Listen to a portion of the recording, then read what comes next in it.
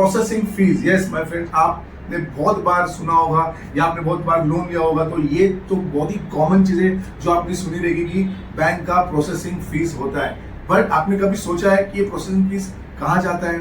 सिर्फ आपको समझ में आया कि प्रोसेसिंग फीस है, पर वो प्रोसेसिंग फीस कहाँ जाता है? यस माय फ्रेंड्स, आज मैं आपको बताने वाला हूँ कि वो प्रोसेसिंग फीस का क्या ब्रेकअप है और क्या बाइफिकेशन है। फर्स्ट ऑफ ऑल, आपके क्रेडेंशियल्स को चेक करने के लिए, फाइनेंशियल क्रेडेंशियल्स को चेक करने के लिए सिविल करके एक सिस्टम है जो है थर्ड पार्टी एजेंसी, वहां पे बैंक आपका सब रिपोर्ट्स चेक करते हैं। Yes my friend, it's a paid website, it's not a unpaid, तो वहां पे भी बैंक को पे करना पड़ता है। पॉइंट नंबर 2, जहां पे भी आप रहते हो, that is called your residence, और जहां पे भी आप काम करते हो, वो आपका ऑफिस या आपका बिजनेस, तो उसका verification, that is called office और रेसिडेंस वेरिफिकेशन, ये भी बैंक को दूसरे, that is third party agency से काम करवाना पड़ता है, जहां से पता चलता है कि आप कितने साल से रह रहे हो और कितने साल से आप काम कर रहे हो। तीसरी बात और मेरी मेन, जो कि इंपॉर्टेंट ये है कि जो आप डॉक्यूमेंट्स देते हैं, क्या वो डॉक्यूमेंट्स प्रॉपर है, क्या वो डॉक्यूमेंट्स लीगल है, फेक नहीं है।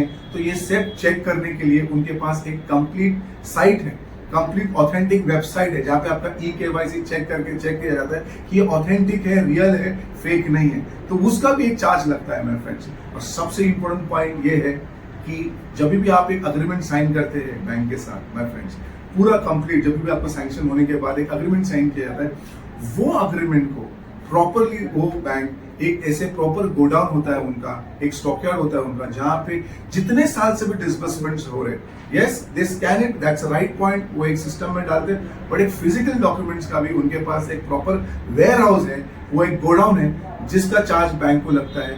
तो ये सब 4 चीजें जो आपने अभी सुने, उस चीज के वजह से बैंक आपसे प्रोसेसिंग फीस चार्ज लेते हैं। मैं आपको एक एग्जाम्पल देना चाहता हूँ। लेट्स से 10 लाख का हम लोन ले और उसमें 10,000 का प्रोसेसिंग फीस है। सो माय फ्रेंड, जो 10,000 रुपए जो होता है, ये छोटा छोटा जो ब्रेकअप आपने 4 चीज मैंने आपको बताया, वो सब चीजों में जाता है। अब क्या होता है बेसिकली कार लोन में, जो प्रोसेसिंग फीस है, आपको इनिशियली भरना नहीं पड़ता है। Yes, you heard me right. अगर आप देखेंगे होम लोन में या दूसरे और सारे लोन्स में, आपको इनिशियली प्रोसेसिंग फीस भरना पड़ता है।